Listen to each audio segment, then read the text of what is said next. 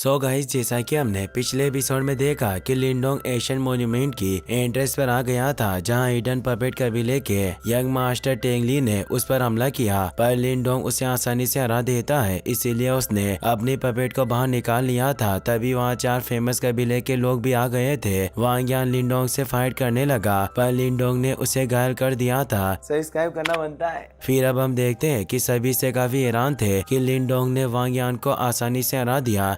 लेंगटियन भी इससे हैरान था। जिंग सोचती है कि यह लड़का वांग यान को भी हरा सकता है। वास्तव में इस लड़के के पास कुछ स्किल्स है। लिन कीर सोचती है कि लिनडोंग एक साल में इतना मजबूत हो गया कि इसने वांग यान को भी हरा दिया। वास्तव में इसने काफी मेहनत की है। वांग यान भी काफी हैरान था। वो लिनडोंग से कहता है कि अभी मिले हुए हमें सिर्फ 1 साल हुआ है और तुम इतने स्ट्रॉन्ग कैसे हो सकते हो कि तुम मुझसे आगे निकल जाओ। लिनडोंग कहता है कि अब तुम मेरे बिल्कुल भी प्रतिद्वंदी नहीं हो और वो सन थंडर बॉडी से उस पर हमला करने लगता है, पर एल्डर टोंग आगे आकर लिनडोंग को रोक लेते हैं और उसे दूर कर देते हैं। लिनडोंग देखता है कि वो एडवांस क्यू क्रिएशन स्टेज में है। टोन लिनडोंग से कहता है कि लड़के, तुम अपनी हद से बहुत ज्यादा आगे जा रहे हो। क्या तुम मेरे वांग कबीले को नाराज करने की कोशिश कर रहे हो? लिनडोंग कहता है कि तुम्हारा कबीला सिर्फ गुंडों का एक ग्रुप है जो लोगों को बुली करता है। वांग यान अपने अंकल टोंग से कहता है कि यह लड़का हमारे कबीले को शर्मिंदा करने की कोशिश कर रहा है, इसीलिए इसे मार डालो। एल्डर टोंग लिन लेंगटियन से कहते हैं कि लिनडोंग तुम्हारे लिन कबीले का मेंबर है, फिर भी तुम इसे इतना अहंकारी होने दे रहे हो। क्या तुम नहीं डरते कि इस लड़के की वजह से हमारे दोनों कबीले के बीच रिलेशनशिप खराब हो जाएंगे? लिन लेंगटियन कहता है कि आप काफी सीरियस हो। लिन और वांग कबीले के बीच रिलेशन कभी भी आउटकास्ट की वजह से खराब नहीं होने चाहिए। और वो लिनडोंग से कहता है कि अगर आज तुम जिंदा बचना चाहते हो तो तुम्हें घुटने टेक कर इनसे माफी मांगनी होगी। लिन कीर को इससे काफी शर्म आती है कि हमेशा लिनडोंग को परेशान करता है। लिनडोंग हंसने लगता है और लिन लेंगटियन से कहता है कि तुम कौन होते हो मुझे ऑर्डर देने वाले? हमारे बीच इंटरफेयर करने का तुम्हारे पास कोई अधिकार नहीं है। तुम लिन कबीले के यंग मास्टर होने के बावजूद भी वांग कबीले को खुश करने की हमेशा कोशिश करते रहते हो। यहाँ इतने सारे लोग मौजूद है, फिर भी तुम सभी के सामने अपने ही लोगों को धमकाने की कोशिश कर रहे हो। क्या तुम्हें डर नहीं लगता कि इससे हमारे कबीले की गरिमा खत्म हो जाएगी? अगर ये बात फैल गई तो सभी लोग हमारे लिन कबीले का मजाक उड़ाएंगे और लिन कबीला बस एक हंसी का पात्र बन जाएगा। और वो उसकी तरफ उंगली करके कहता है कि तुम एक पापी हो, इसीलिए तुम्हें कबीले के पनिशमेंट टेम्पल में प्रवेश करना चाहिए। लिन लेंगटियन को उस पर बहुत गुस्सा आता है और अपनी पावर को एक्टिवेट करके कहता है कि तुम्हारी जबान बहुत तेज चलती है, मैं आज तुम्हें पकड़ लूंगा और तुम्हें खुद ही कबीले के पनिशमेंट टेम्पल में भेज दूंगा। और उस पर हमला करने लगता है, पर उसे लिनमू रोक लेते हैं और कहते हैं कि तुम बहुत ही बेवकूफी से काम कर रहे हो। लिनडोंग हमारे कबीले का मेंबर है, अगर तुमने सभी के सामने इस पर हमला किया तो सभी सोचेंगे कि तुम वांग कबीले को संतुष्ट करने के लिए अपने लोगों को चोट पहुंचाते हो, और अगर ये बात फैल गई तो बड़े एल्डर्स तुमसे संतुष्ट नहीं होंगे। लिन लेंगटियन कहता है कि लड़का पागल है, अगर आज हमने इसे नहीं पकड़ा तो हमारा कबीला कैसे अपना फुटहोल्ड कर सकता है, इसीलिए आज मुझे मत रोको। लिनमू से समझाते हैं कि भले ही लिनडोंग ने अहंकार पूर्वक बात की हो, लेकिन वो एक अच्छा बीज है, उसकी पावर को कम करके नहीं आंका जा सकता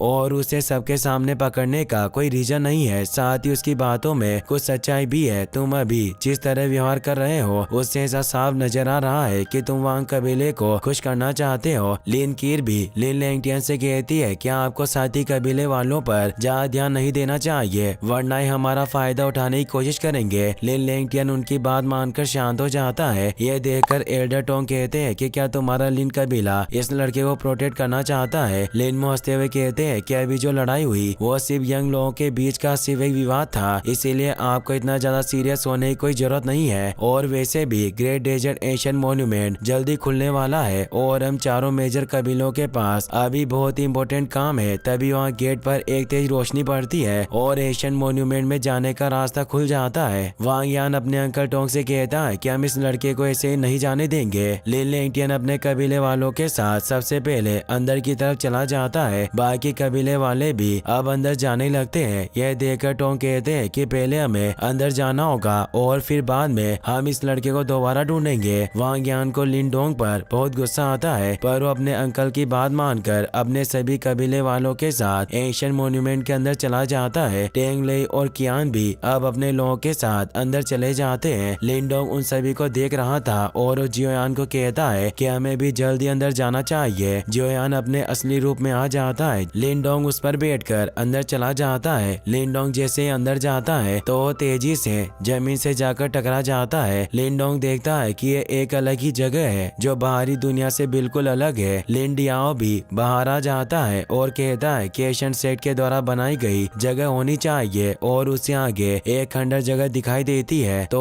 लिंडोंग को आगे आने को कहता है। लिंडोंग कहता है कि जरूर एशियन सेट के खंडर होने चाहिए। लिन डियाओ बताता है कि मुझे इस जगह पर हेवन एंड अर्थ की बहुत ही रिच पावर का एहसास हो रहा है। हो सकता है कि ये जगह हजारों सालों पुरानी हो। लिंडोंग कहता है कि एशियन सेक्ट कैसे नष्ट हुआ होगा। लिन डियाओ बताता है कि सदियों पहले क्या हुआ ये कोई नहीं जानता। तो वो कहता है कि हमें जल्दी से इन खंडरों के अंदर जाना होगा। हो सकता है कि वहाँ एस्ट्रल सिंबल के कोई हिंट हो। तभी वहाँ लोग तेजी से भागकर आने लगते हैं क्योंकि एक जायंट वॉर्म बीस्ट उनके पीछे था जो सभी लोगों को मार रहा था। ये देखकर लिंडोंग जियोयान के साथ तेजी से आगे की तरफ जाने लगता है। जियोयान उड़कर वहाँ से ऊपर आ जाता है पर वहाँ चारों तरफ उस बीस्ट ने धुएं को फैला दिया था और वो अचानक जियोयान पर हमला करने लगता है। लिंडोंग उस बीस्ट को देख लेता है और वो जियोयान को सावधान होने को कहता है। जियोयान बच जाता है पर लिंडोंग तेजी से नीचे गिर जाता है। वहाँ रेतीला दलदल था जिसमें लिंडोंग अंदर की तरफ धंसने लगता है। लिंडोंग जियोयान को मदद के लिए आवाज लगाता है। वो उसकी मदद करने आने लगता है लेकिन तब तक लिंडोंग रेत के अंदर चला जाता है जिससे जियोयान उसे बचा नहीं पाता।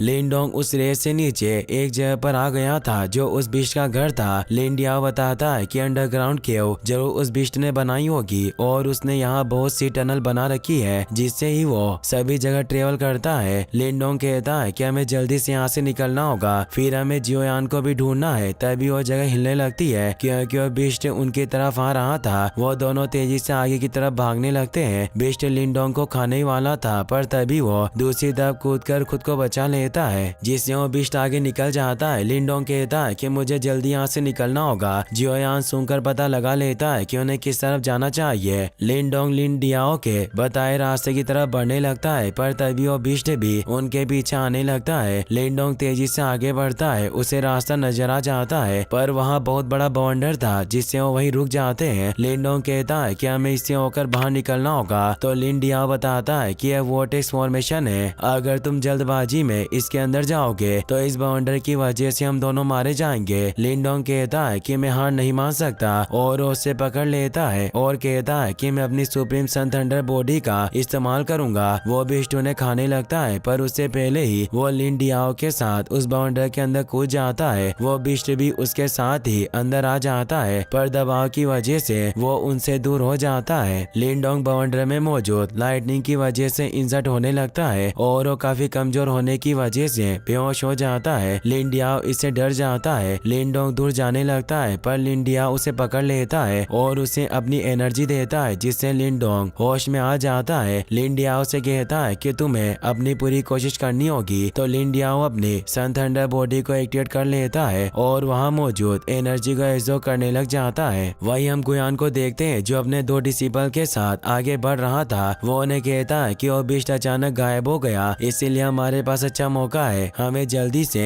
एशियन सेट के खंडरों की तरफ बढ़ना चाहिए। इस बार मुझे यहाँ कोई खास स्पिरिचुअल ट्रेजर को हासिल करना होगा। तो उसका एक डिसिपल कहता है कि आप चिंता ना करें, इस बार हम ड्रैगन एप से किए गए नुकसान की जरूर भरपाई कर लेंगे। गुयान को इससे लिंडोंग पर काफी गुस्सा आता है। तभी उन्हें एक पहाड़ पर जियोयान दिखाई देता है जो लिंडोंग को ढूंढ रहा था। गुयान को याद आता है कि यह लिंडोंग का बिस्ट है और उससे चालाकी से रस्सियों में पकड़ लेता है। वहीं लिंडोंग उस वोर्टेक्स फॉर्मेशन की एनर्जी को एब्जॉर्ब करके अपनी सन थंडर बॉडी को प्रमोट कर लेता है। यानी अब वो ब्रॉन्ज लेवल से जेड थंडर बॉडी स्टेज पर पहुंच गया था। लिंडोंग अब आसानी से उस बाउंडर से बाहर निकल आता है। लिन डियाओ कहता है कि वाकई बहुत खतरनाक था, तुम हमेशा बहुत ज्यादा रिस्क लेते हो। क्या तुम ये जानते भी हो कि ये बाउंडर का फॉर्मेशन कितना खतरनाक था? लिंडोंग कहता है कि उस वक्त हालात काफी खतरनाक थे और मुझे कोई पछतावा नहीं है क्योंकि मैं उस वोर्टेक्स की वजह से जेड थंडर बॉडी को हासिल कर सका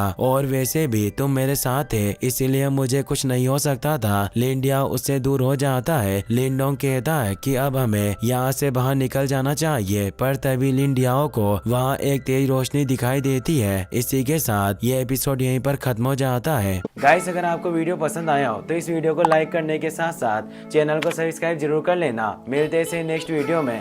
थैंक्स फॉर वॉचिंग।